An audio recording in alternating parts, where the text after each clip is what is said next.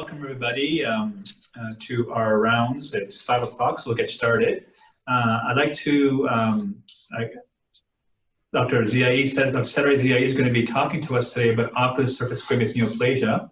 And this is a really nice topic. It's something that Setareh has got quite a bit of experience in. Actually, in the city, she's probably got the most experience with this kind of entity that we deal with. And Dr. Ziai is someone that we all know. She went through residency here, but then she got a super amount of training done. She got 2 years of fellowship done here in Ottawa as well as in Toronto. And we're very fortunate to have her as a cornea person in Ottawa.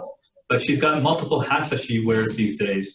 She's involved extensively with Women in Medicine, the CWIM. She's involved with the fellowship program as director of the Cornea Fellowship Training Program.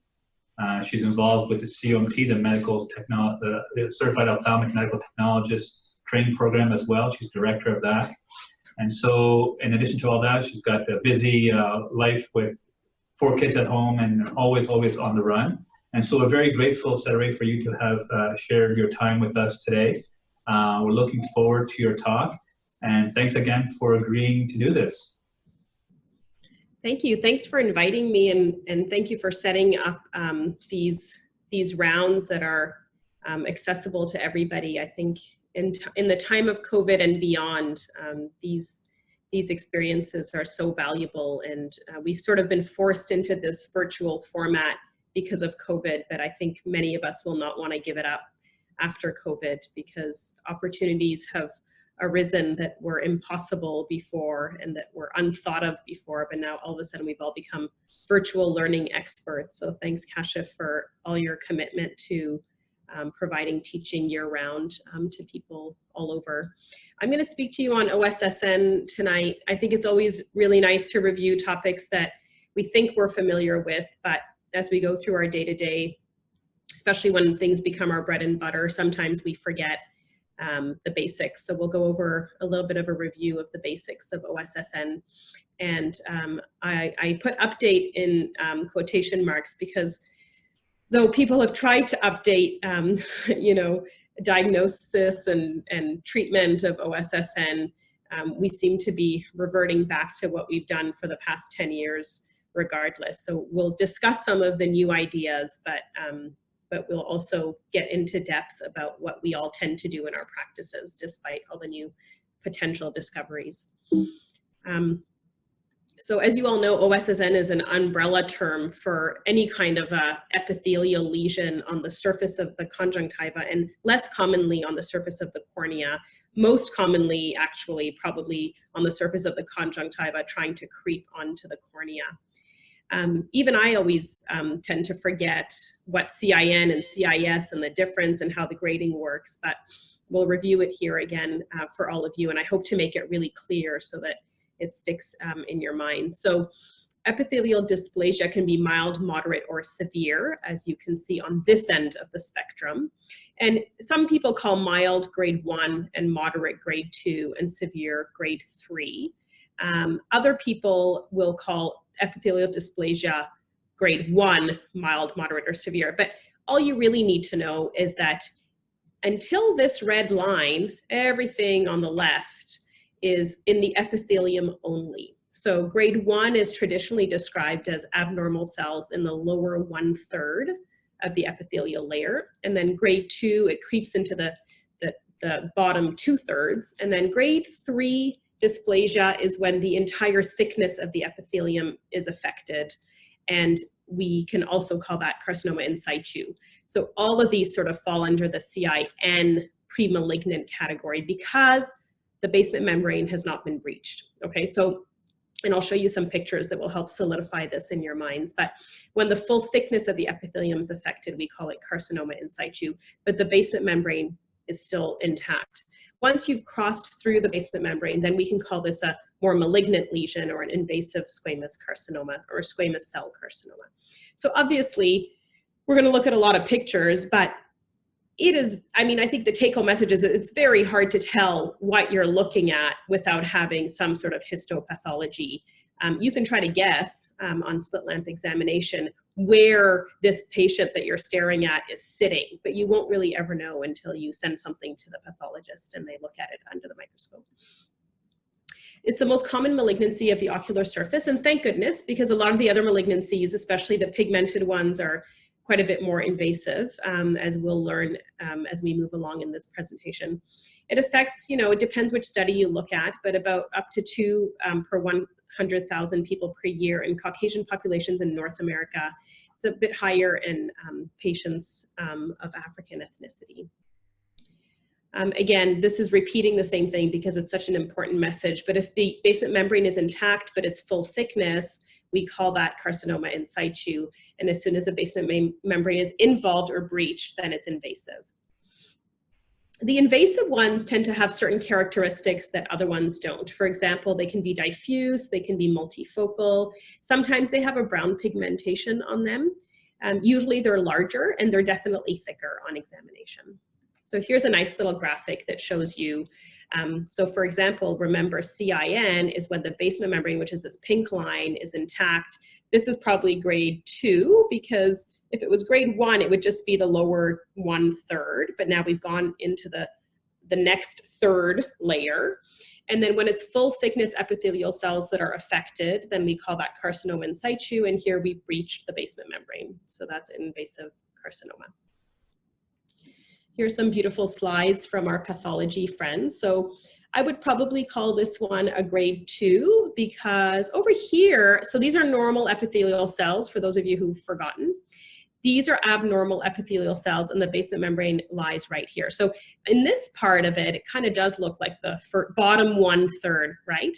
But as you move along to the right, you can see it's kind of these abnormal cells with an abnormal nucleus to cytoplasm ratio, and the dysplastic cells have kind of expanded into the upper 2/3. So it's not quite full thickness. So this would be called a grade 2 CIN. This arrow is pointing at normal epithelium. So you can see this is what it's supposed to look like. It's nice and flat, and the cells are well organized. This little crack here is probably just artifact.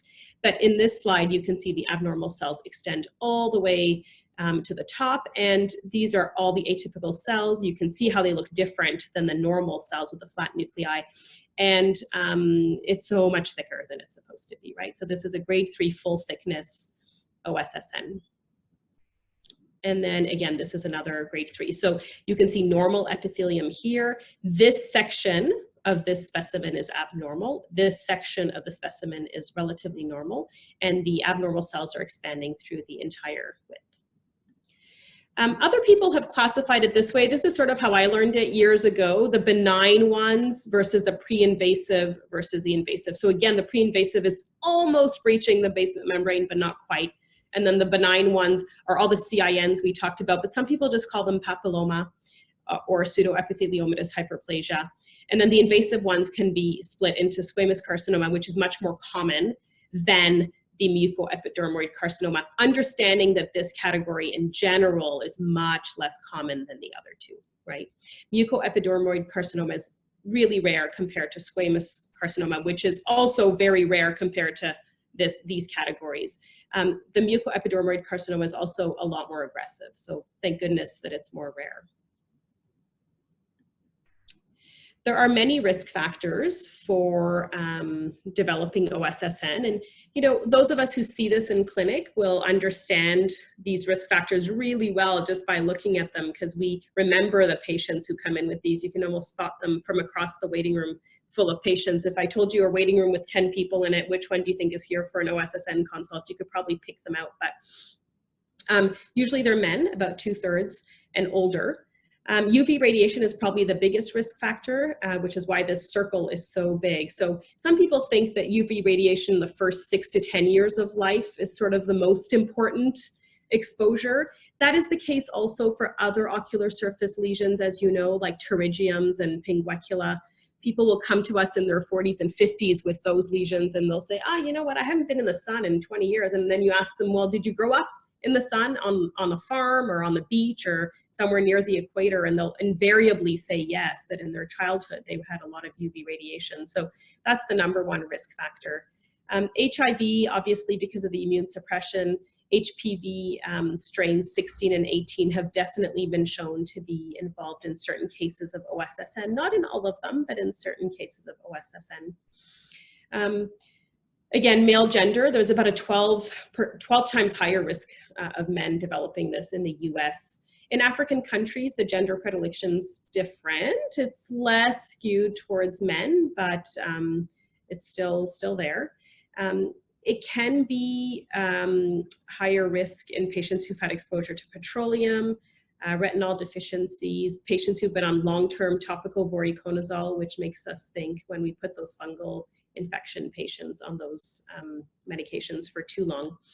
And then, of course, a history of OSSN puts you at higher risk of future recurrences, and we'll talk about that later. Patients with HIV, what I forgot to mention is sometimes this is the presenting symptoms. So if you have a patient who's young and has this unusual OSSN that often they're diffuse or multifocal, sometimes even bilateral, then make sure you think about testing them for HIV and other immune suppressive disorders.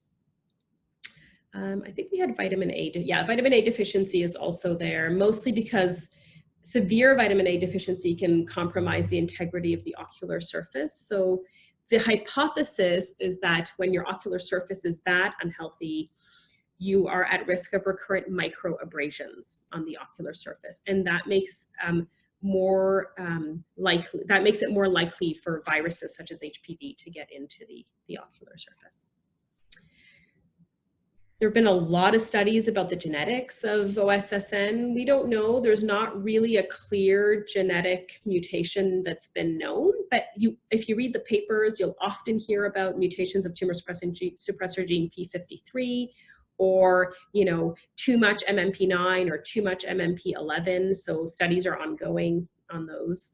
And then hypoexpression of clusterin. So clusterin's an apolipoprotein, and it plays a role in cleaning up cellular debris after apoptosis. So you can imagine that if you don't have enough clusterin on your ocular surface, then it can interfere with the homeostasis of the ocular surface.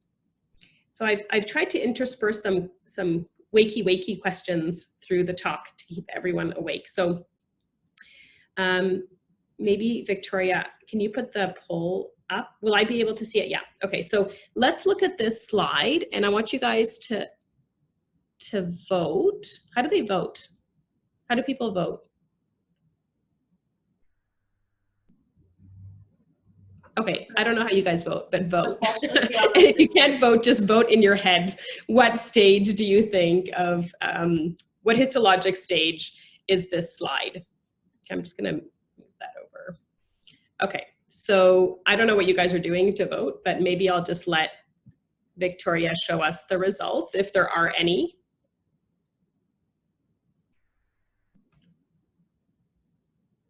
Okay, great. Great, stage 2. Okay, that's pretty good because we can see there are normal cells here.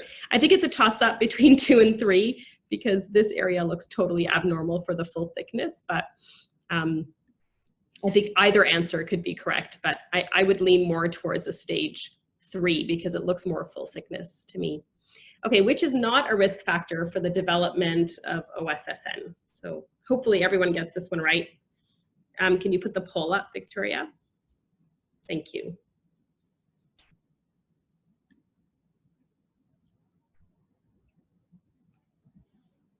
Okay, let's see what people are thinking. Yay, 100%, awesome. Good job, guys. Everyone's still awake. Okay, so the presentation of OSSN can be varied, but usually it's a unilateral vascularized mass. Usually, almost always actually, it's near the limbus and in the interpalpebral fissure. And if we were live, I would ask the most junior person in the room why it's more common in the interpalpebral fissure, but you guys, I can't hear you. So I'm gonna assume you all know that it's because that's the part of the eye that gets the most UV radiation. There are more rare presentations such as multifocal OSSN, bilateral OSSN. We talked about that, usually in immune suppressed people. On tarsal conjunctiva, it can be really dangerous only because it gets missed and sometimes associated with a pterygium or a pseudopterygium. And again, we're going to mention again here that if the patient's young or has a multifocal lesion or bilateral, then make sure you get them tested for immune deficiency. In terms of morphologic classification, this is categorized in so many different ways in the literature, but this is the way I like to think about it. So nodular is very aggressive and much more rare, higher risk of Mets. And diffuse, on the other end, looks like conjunctivitis. It's less common. It's kind of slower. It's a slower growing OSSN, okay? And the whole eye looks red. So most aggressive, nodular, least common, diffuse. And then most of them fall under this category of either gelatinous, leukoplakic, and papilliform. And I'll show you some pictures of all of those. So this is clearly a gelatinous OSSN. You can see it looks like Play-Doh kind of smacked onto the surface of the eye. You can call this a feeder vessel because it does look a lot thicker than the others, but you can also see even the vessels that are of normal caliber are all kind of going towards this lesion to feed it. Here's a beautiful picture of a leukoplakic lesion. So you can see it almost looks like white flakes that you can flick off if you wanted to. And that's what the leukoplakic lesions look like. They're just kind of like flaky white material on the surface. And again, here's another sentinel vessel coming towards this lesion. Here's another leukoplakic lesion with multiple sentinel vessels. And this is what we would call a papilliform or sort of like a strawberry-like lesion. The ones that look like strawberries or raspberries, we call them papilliform. And then this is a diffuse 360-degree. In early stages, like even if you look at the nasal parts, it almost looks like a pseudopterygium, or it could have been misdiagnosed as an early Terriens, for example, but this part really gives it away, the inferior cornea. So this is involvement of 360 degrees. And then sometimes they're pigmented like this, and they kind of actually, this one kind of looks a lot like a malignant melanoma of the ocular surface, especially with that massive feeder vessel coming up from infranasally. In terms of the patient, how do they present? Usually it's a red eye, almost always unilateral. Sometimes their eye's a bit irritated. Sometimes they think there's a new bump on their eye. Less than 5% of these are only corneal. Like you'll often see them from the conj growing onto the cornea, but less than 5% are strictly corneal with no involvement of the conjunctiva. These ones look like this funny sort of pale gray sheet with rocky fimbriated edges and really well-defined borders. And they're always avascular until they are really advanced. Once they're really advanced, sometimes vessels grow over them, but in the early stages, they're totally avascular, this gray sheet over top of the epi.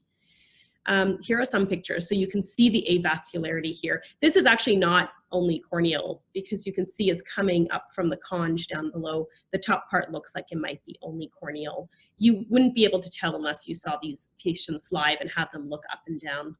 Here's another one. This is sort of a later stage one, and you can see the vessels growing in. This is a beautiful picture of a strictly corneal OSSN lesion. So it kind of looks like the sands of Sahara that we see post-refractive, but this is much more superficial. There's no flap, and it's not refractive, and it's not related to any kind of laser vision correction. But you can see how there's these waves of unusual appearing cells on the surface of the eye. So the diagnosis is almost always clinical these days. They used to do a lot of incisional or excisional biopsies to diagnose these, but you certainly do not need a histopathological diagnosis to begin treatment on these patients. It's very rare, and our fellows will tell you it's seldom that we take a patient to the OR to biopsy one of these just to find out what it is. We almost always know what we're taking off before we take it off. We don't know how advanced it is or how deep it is, but we know that it's in the spectrum of OSSN. Very rarely a patient comes in with something that looks like a pterygium, and we take it off and we send it, and it looks, even though it looks like a pterygium with an unusual surface, it comes back as an OSSN. So this is why we send everything to the pathologist that we take off of the eye. There are other methods for diagnosis. So again, I put clinical exam here with 2 stars because that's really what we do. But you can use impression cytology. And this works really well because malignant cells have really poor cell-to-cell adherence. So if you put a piece of paper or filter paper on it, it will desquamate really easily. Those cells will come off very easily. And if you look at them under the microscope, you will see abnormal cells. So that's why cytology works really quite well. Confocal microscopy can work too, although those machines are really hard to find these days, and certainly not worth getting a confocal microscope for this purpose, that's for sure. More and more, there's research out there from Carol Karp mostly, working with ultra high resolution anterior segment OCT. The diagnostic sensitivity of these tests depends very much on the technologist's expertise or whoever's running the machine. The other thing the ultra high resolution OCT is really good for is assessing treatment response. So sometimes patients will get treated and then they'll come back and they look really great, but we're not sure if we're missing something because either there's scar tissue and we don't know what's underneath, or maybe the scar tissue looks a bit unusual, so we don't know if it's scar tissue or if it's a recurrence. So the ultra high resolution anterior segment OCT is really quite helpful in following these patients. So when they're scanned, I'll show you some pictures afterwards, but there are specific things we look for to see to diagnose OSSN. And then UBM, of course, has a little bit higher penetration than the OCT, and it can detect more details regarding infiltration if needed. But again, it's not something we commonly use. Okay, so here are some anterior segment, ultra high resolution anterior segment OCT images. So this is the clinical image, and this is the OCT image. And you can see, so what we look for is hyperreflective, thickened epithelium. So this is the normal epi, this is thickened epi, and this abrupt transition between normal and abnormal. Okay, so this is the patient before, and this is the patient after treatment with mitomycin C, 2 rounds of mito. Here's another ultra high resolution anterior segment OCT, and this is a papilliform lesion.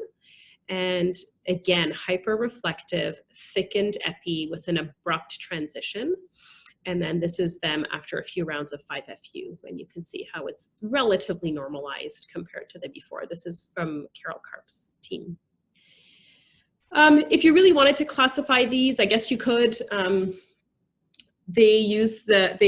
the longest time, we were using the TNM classification from the American Joint Committee on Cancer Recommendations. This is the newest versions from 2017, I think.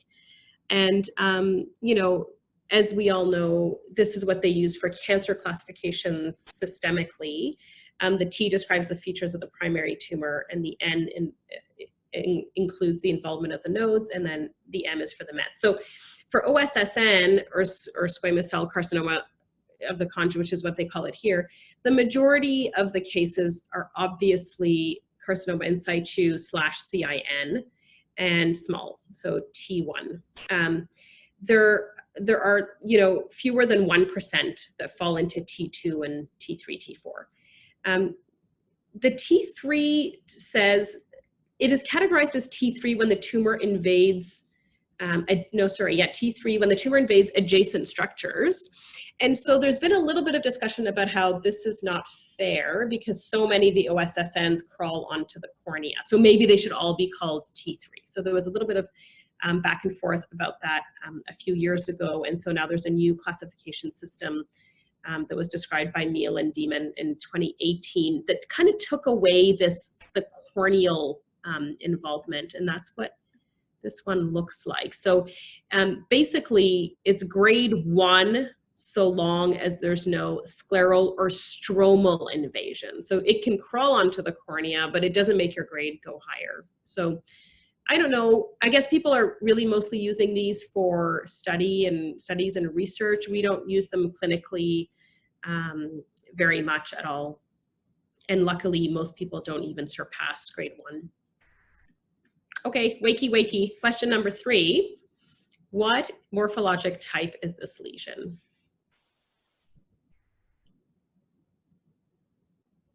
So gelatinous is the first option, papilliform. This is just a pterygium. What are you fooling us for? Leukoplakic, or is this a squamous cell carcinoma? Okay, let's see the results.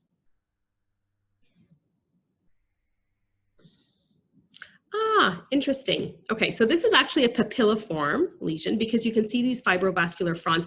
Doesn't this look like a raspberry, guys? Doesn't really matter what you call it. The treatment's going to be the same, but this is a papilliform lesion.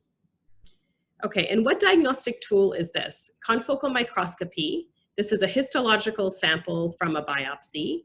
This is impression cytology on filter paper. This is a UBM or an ultra high resolution OCT. Okay, let's see the results. Perfect. It is an ultra high resolution OCT. Thank you. Thanks, Victoria.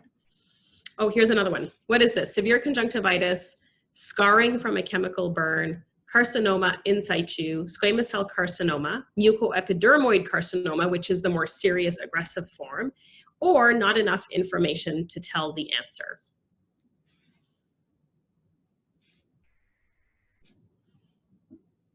Okay, let's see those results now. Perfect. Yeah, you can't really tell what this is. It's actually a squamous cell carcinoma, but if someone asked this on an exam, the answer would be, we don't have enough information to categorize it based on these responses.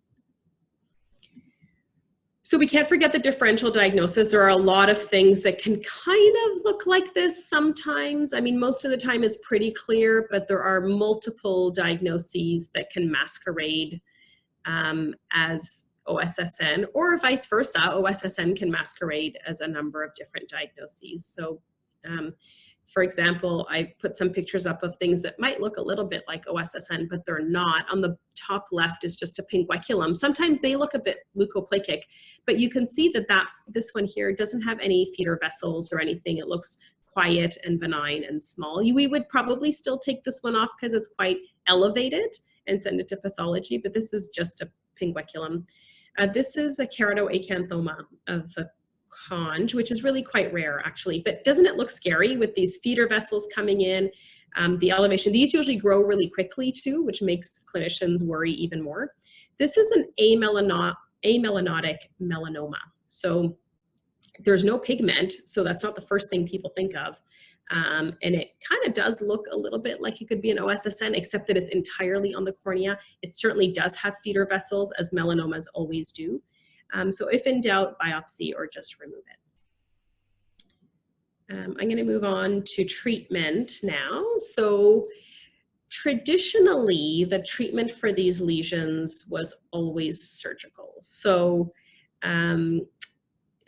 say 20 years ago or 15 years ago or even 10 years ago, and even in some centers still now, anytime a suspicious lesion came in, it was surgery first. And so these days, especially in tertiary care centers, we reserve surgical excision for smaller lesions, usually less than 3 clock hours. When we do go ahead with surgery, we use the no-touch technique as if it were a pigmented melanomatous lesion. Okay, we watch out for the margins, and some people do 2 millimeters, some people do 4 millimeters, but you certainly do need a margin of clear conj.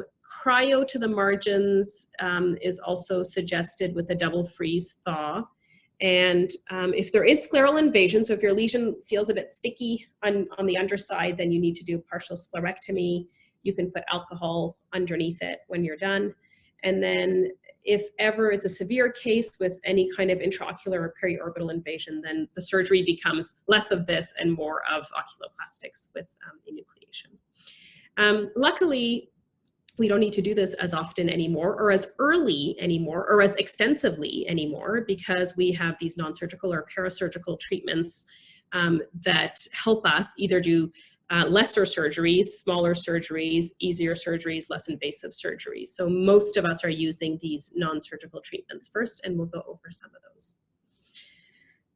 So the oldest topical chemotherapy for these lesions was mitomycin C, and I remember hearing someone speak about mitomycin C 10 years ago or something like that at a conference, and they called it the devil drop, and I totally agree. This is the devil drop. It destroys everything it comes in contact with, including normal ocular tissue. So yes, it does work well for OSSN, but it also kills your stem cells. So mitomycin C is an alkylating agent. It inhibits DNA synthesis. It produces free radicals and really stops the synthesis of DNA, which is why it works so well. It is the oldest drug available for the treatment of such lesions, but it can cause severe side effects. And sometimes the side effects are acute, like as you're being treated with them, it can be extremely uncomfortable. But sometimes those side effects will resolve when treatment is stopped, but then 5 or 10 years later, then they will develop severe limbal stem cell deficiency. And the only thing in their history will be, oh yeah, I did a few rounds of mitomycin C for something on my eye 10 years ago. So it's not just the acute side effects, it can be long-term as well. 5-FU came along afterwards and was considered a lot milder than mitomycin C. It also inhibits DNA formation and leads to cell death and has far fewer side effects than mito. And then lastly, most recently, interferon alpha-2b has become available. This is an endogenous product, chemical, or an endogenous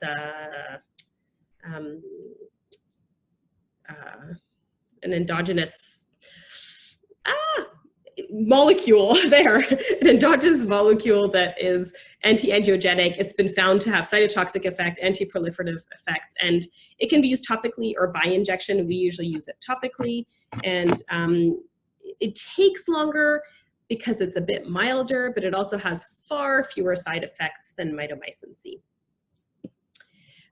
Okay, so let's talk about the benefits of these drops versus surgery. So when you put a drop on, obviously it treats the entire ocular surface rather than just taking off the portion that you can visibly see is abnormal. And then the much lower risk of limbal stem cell deficiency, except we should put a caveat in there that for the mito, it's a very high risk of limbal stem cell deficiency, probably similar to doing a wide surgical excision. And then it's also a really good choice for recurrent or extensive disease. But, you know, it takes longer for the treatment because you're not just going in and cutting it out. Sometimes they have to be on these drops for months, especially the interferon. Usually in our patients, it's 3 months minimum. It's expensive, especially the interferon. And, you know, they can have some mild side effects like red eye, follicular conjunctivitis, and some punctal stenosis, especially with the 5-FU and the mito. But they're used more and more as first-line therapy these days, and clinicians are really happy with it. Patients are happy with it because even if they need to have surgery later, it's a smaller surgery. So other than the cost, it's usually everyone's #1 choice if they're accessible. There are other treatments that we see now in the literature. There's anti-VEGFs that have been used in some studies. They'll inject the anti-VEGF. And then when the lesion is smaller, then they'll go in for surgery. Cidofovir, which is an antiviral that treats HPV, has been shown to work topically in patients who have been unresponsive to other treatments. And if you can prove that they have HPV with PCR, then cidofovir could be an option. Brachytherapy or radiotherapy is used for extensive or diffuse lesions. It can cause, as you all know, severe ocular surface disease and dry eye. Again, this is a long-term complication. It's not something that goes away when you stop the treatment. And lastly, exenteration for extensive orbital invasion. And then some of the more kind of funky, newer, not fully tried out treatments, but people are experimenting, are retinoic acid. So retinoic acid is vitamin A. It's a little too early to talk about it in depth, but early studies have shown that topically it can have a beneficial effect on these lesions. And then aloe, there's actually 1 or 2 studies on using aloe vera eye drops. They're like oil-based on the ocular surface for a few months that have helped to decrease the size of these lesions. Luckily, the prognosis is really quite good. So these lesions have very little tendency to metastasize in healthy patients. It's a little bit different in immunosuppressed patients. The mortality rate is certainly quite low. And they can be linked to regional or distant mets or intracranial invasion, but again, very, very rare. When you look up recurrence risk, you know, it can go even up to 70%. Here it says 52, but it really just depends on what treatment they had. Usually they recur within the first year, and it really depends on how you treated them. If it was surgical, did you have clear margins? Was there a feeder vessel? Is there immune compromise? Where was the lesion? How big was it? What grade was it? And et cetera. So what's really nice now is that when you have patients with a recurrence, it's so easy to just put them on a topical treatment, because then you know you're going to treat the entire surface of the eye. So even if you missed something after surgery, you know you can get it with these drops going on the entire surface. And B, if you have access to ultra high resolution anterior segment OCT, you can follow them that way without getting too invasive. So the options are pretty good. Okay, wakey. How did we cure this patient? So was it surgery? Did we use, okay, you guys have to be able to see the picture. Okay, so did we do surgery? Did we use topical chemo? Did we expose them to UV light, or did we use thoughts and prayers? I hope nobody chooses this. We have to use thoughts and prayers this evening though, for the rest of the night after this talk when we follow the news. Okay, let's see the results. Yeah, perfect. And so we can tell that this was chemo because there's no sign of scarring. There's no sign of this person having had any surgery. All of the vessels are still there, but look how normal and beautiful this ocular surface looks compared to this one. So usually there are subtle signs of surgical manipulation, some sort of, whether there was an amniotic membrane or a conjunctival autograft or something put on there, you can usually see some scarring. Wakey question number 7, how would you treat this patient? Would you book them for surgery? Would you put them on topical chemo and see them in 3 weeks? Would you put them on topical chemo and see them in 6 weeks?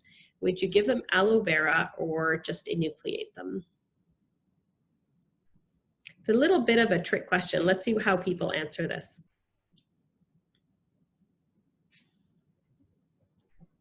Okay, so 3 weeks, that's good. I guess the answer is it depends what you're putting them on. Okay, so we didn't really talk about this, but mitomycin C is such a strong drop that usually we put patients on for 1 week, and then we take them off for a few weeks till their eye recovers. Then we put them on for another week. Then we take them off for another few weeks. So if you were to see them back in 3 weeks, they would have had 1 cycle of mito, which might be enough for a lesion. But if you see them back in, if you put them on interferon, for example, which is much milder, then 3 weeks, nothing will have happened. They will just kind of look the same. So if you're being cautious, you can see them back in 3 weeks.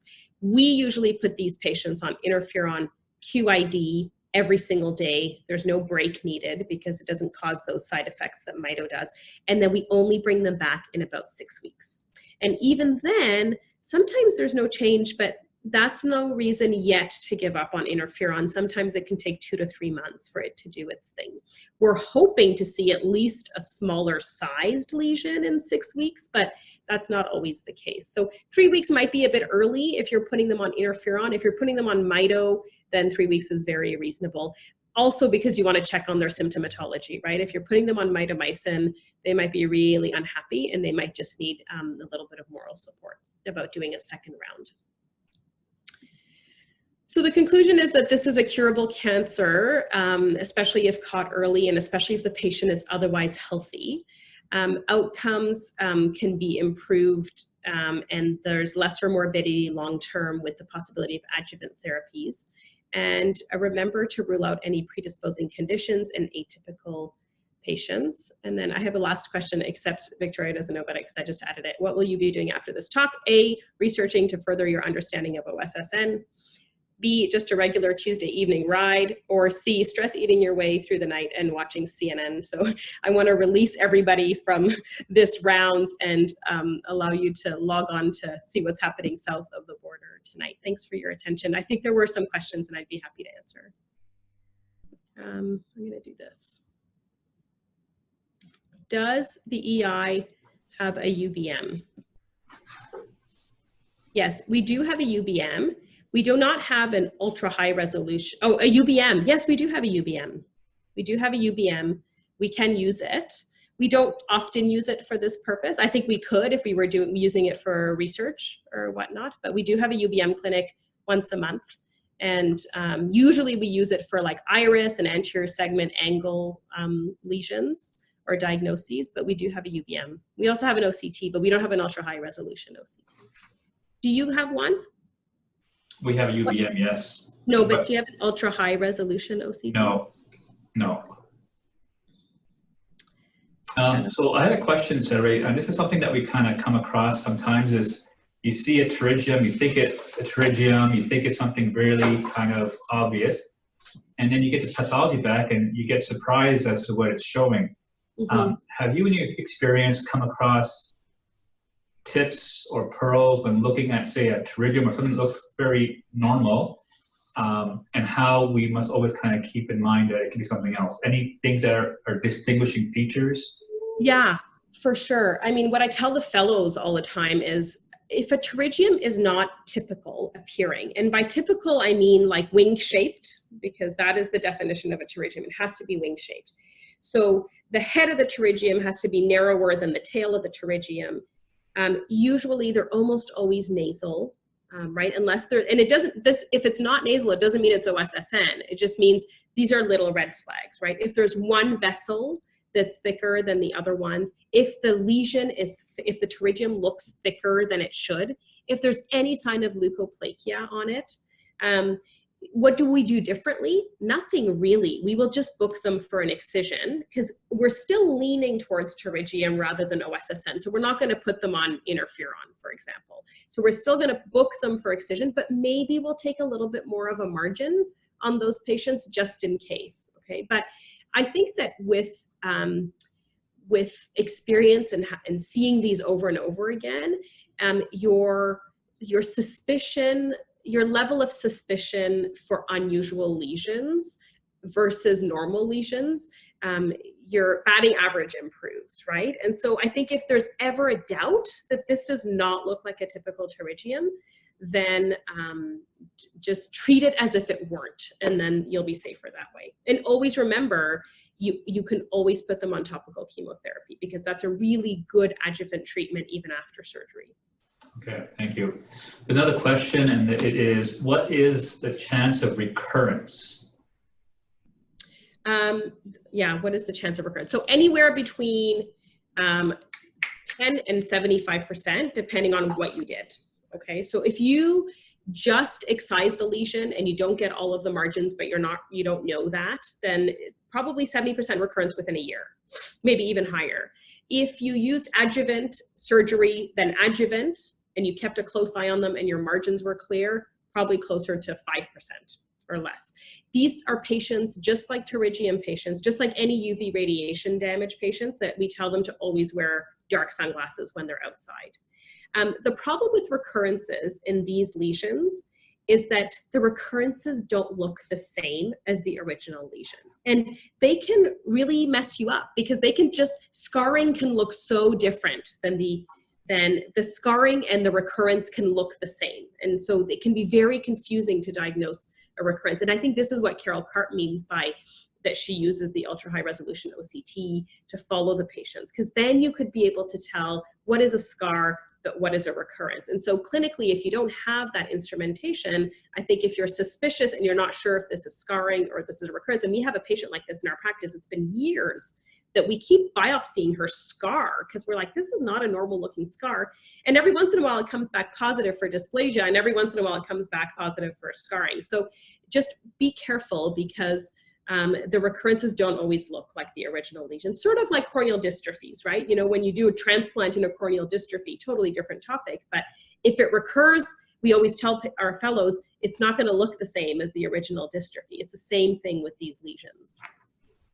Okay, thank you. And then another question, given mitomycin sees many side effects, why does it remain the only topical used for high-risk regressions in laser vision correction? How about a role for the alternative chemo agents? Yeah, so the way mitomycin is used in laser refractive surgery is not high risk. The concentration, the length of time that we use mitomycin in on the cornea for laser vision correction on the sclera for recurrent pterygia, these are not high-risk uses of mitomycin C. When mitomycin C becomes risky is when we give the patient the topical drops and have them take it home at the dose we use for OSSN, and we tell them, put this in 4 times a day for a week, take a few weeks off until you don't feel like your eyes burning off your face, and then do it again. So those are the high risk uses of mitomycin C. The way it is used in laser vision correction is perfectly safe and does not cause any risk factors if used as it's supposed to be used. Why are drops not suitable for pterygium treatment? A pterygium is a fibrovascular lesion with no cellular atypia. Like the cells are where they're not supposed to be, but they're not growing at this unusual rate where you want to stop DNA synthesis. So those drops will have no effect on pterygium growth at all. In the same way that they wouldn't have an effect on scarring. So if an OSSN patient comes back with a recurrence and you don't know if it's a recurrence or a scar, and you put them on interferon, they may look the exact same 3 months later, but they may not have any more atypical cells, but their scar is still gonna be there. It's not gonna affect the appearance of the scar. Same thing with the pterygium. These chemotherapeutic agents act on atypical, highly mitotic cells, and pterygium is not an atypical, highly mitotic lesion. It's just normal cells in an abnormal place. And another question, is there a reason why interferon would not always be used? Yeah, that's such a good question, Adrian. It's way more expensive than the other 2 options, first of all. Second of all, some places can't compound it. So mitomycin C has been compounded for years for different purposes and for ocular reasons in most cities in Canada, but interferon is relatively newer, harder to compound, and way more expensive. So our patients will spend about $180, I think, for a 2-week supply of interferon. And like I said, they're often on it for 3 to 6 months. And mitomycin, in contrast, is probably 1/10 that price, and 5-FU in somewhere in between, but much closer to the price range of mitomycin C. So it's really mostly a cost and an access issue, Adrian. And in some of these patients where the access is maybe difficult, as you mentioned before, we can sometimes do subconj injections of interferon at concentrations about 4 times what we do topically. So yeah, and those are really good. The patients that are best for that are patients where you're not sure about compliance. So if you're worried about compliance, the sublesional injections of interferon tend to work really quite well. They're usually done once a month, and they have really good results with them. We rarely do those. We just usually put patients on topical treatments, but if you're concerned about compliance, this is a very nice way to deal with that. Another question, Setareh, would you recommend long-term recurrence prophylaxis after OSSN treatment using a vitamin A-based ointment like Ocunox? Oh, that's such a good question. I have not, but it's a great idea, Dr. Tripp. I like that. Ocunox is probably the ointment we use most often in practice, not for this reason, but for other reasons. And I had not considered using it as a prophylactic for long-term treatment of multiple recurrent. We do have patients who have multiple recurrences of this. I think the vitamin A deficiency that leads to OSSN is a severe vitamin A deficiency. It doesn't play a role in all cases of OSSN. It plays a role in some cases of OSSN, but there is no harm done in putting Ocunox on the surface of your eye every night. And so I think it's just maybe another tool in the toolbox that may or may not help in most patients. I think if you know the patient has vitamin A deficiency, then definitely. If it's just a run-of-the-mill OSSN that is likely related to UV radiation damage, then may not be that helpful, but there's definitely no harm in it. Good thinking. Another question, it says, thank you for this informative lecture. How long is the course of topical interferon? And would you repeat the course if the lesion didn't resolve completely or prefer to do surgery? Okay, so we always put our patients on interferon, 1 million units international units per milliliter, QID, for a minimum of 6 weeks before follow-up. At the 6-week visit, if the lesion looks smaller, we just tell them, keep going, come back in 6 weeks. If the lesion looks the same, we say, keep going, but maybe we're gonna put you on the list for excision in about 4 weeks. And if the lesion has grown, then we abort mission and we go to the OR. So often what happens is after 6 weeks, they'll be a bit smaller, and then 6 weeks later, it'll be gone. And then we keep them on for an additional month or so after the lesion has disappeared and we cannot see it anymore, just to be safe. Sometimes what happens, they come back after 6 weeks, it looks a bit smaller, but we're not really convinced, so we're gonna book them for surgery. Then they come to their surgical date and they lay down on the procedure bed and we look and there's nothing there because we keep them on the interferon in the meantime. So most people start reacting after about 6 weeks. Some people only have a reaction or an improvement after 2 to 3 months, but almost everyone will be on it for 4 to 6 months. So it really depends. I know that's a terrible answer. It just really depends on the patient, on the size of the lesion, and on their response to the treatment. And what do you do after, say, excision and before pathology results come back? Do you keep them on interferon? What's happening at that point? Yeah, for the most part, we keep them on interferon. The people who we take off of interferon are those who really struggled with paying for it. So we just make sure we have good margins and we tell them, you know what, you can stop it now. But depending on what the results show, if the margins were clear, we'll keep you off of it, but we'll keep a close eye on you. And if the margins are positive, then unfortunately they have to go back on it. But at least because it needs to be renewed every 2 weeks, this interferon drop, and it's so expensive, we give them a little bit of a break while they're healing if they can't afford it. If they can afford it, then we just keep them on it. That would be ideal, would be to keep everyone on it until you get your clear margins, path results, you're confident, then you can stop it. And then you see them back in about 6 weeks to make sure there's nothing new coming. And what are some things that you tell patients? Because patients, sometimes get quite worried if they find out they've got a tumor on their eye. So they think about, lung cancer, they think about brain cancer. What do you tell them that is how this particular lesion you're looking at behaves differently? Yeah, so that's a really good question. So when the patients are happy and otherwise not immunocompromised, and I know that we're going to be able to fix this, I tell them, I say, you have a very superficial type of cancer on the surface of your eye. And I say, it's not a cancer you need to worry about. It's not going to go in your body. This is my spiel. I give this to everyone. It's not going to go in your body and cause you any long-term problems. It can spread on the eye, so we do have to treat it. And then I say, it's sort of like those skin cancers on your skin that your family doctor burns off because they don't want to leave them there.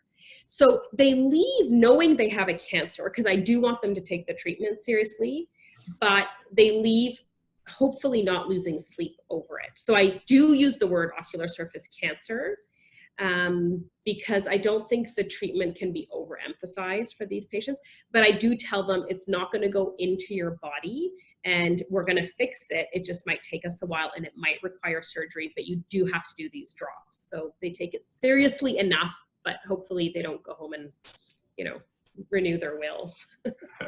And so for the optometrists and the other ophthalmologists and residents in the audience, suppose they see a patient and they see this suspicious looking lesion, what kind of urgency is there for this to be seen? Or is it something that they should send to their cornea person right away? Can they get the luxury of a bit of time? What's the urgency like for triaging? So when we get these consults, we see them usually within a month, if I can, like 3 weeks or so. I like to see them because you never really know if it's going to be a malignant melanoma, which is really time sensitive, or if it's just an OSSN. Usually within 3 weeks, I'm comfortable with that and I can start them on treatment. I certainly do not put them on the pile of consults that are, this patient has had a 6-year history of dry eye. Like, these come way before any of my other consults. So it's relatively urgent to have them seen and the proper imaging done and the treatment started. Okay. Another question. There was a recent Bear sclera pterygium excision randomized trial with an interferon intervention arm and this showed a significant reduction in recurrence. Any thoughts on interferon in the setting of pterygium? I think if you've removed the pterygium from the surface of the eye and you just want to prevent any growth of anything, you could put them on cytotoxic drugs.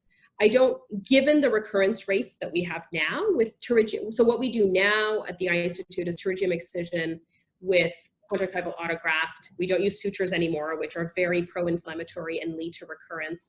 We just use fibrin glue.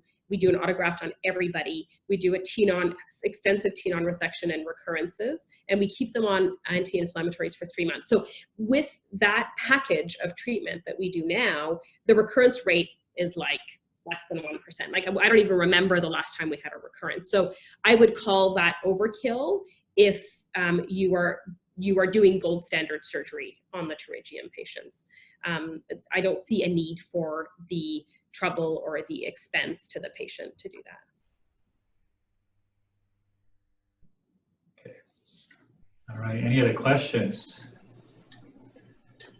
That's great, Setareh. So I think we're in the last few minutes here. I'll wait for any other questions. I had one question. What's your approach with OSSN that's involving the caruncle in terms of how you approach it? How much do you chop off?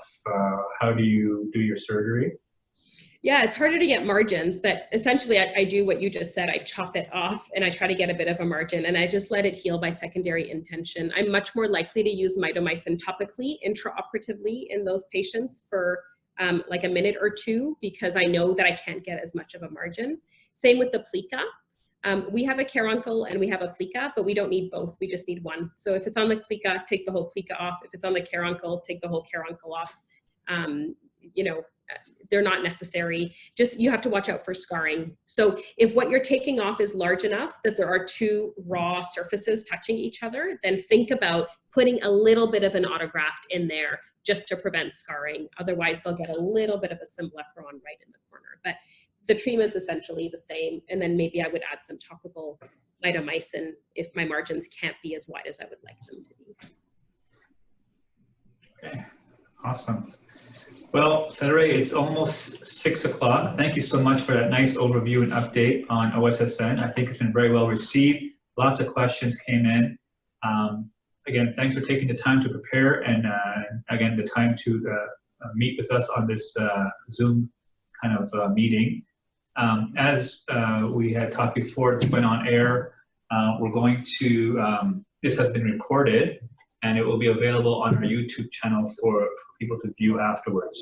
So Setareh, thank you so much. Have a great night. Of the 3 pictures you showed on that slide, I think many of us will be stress eating and seeing what's going on with the election. So thanks again and have a great night.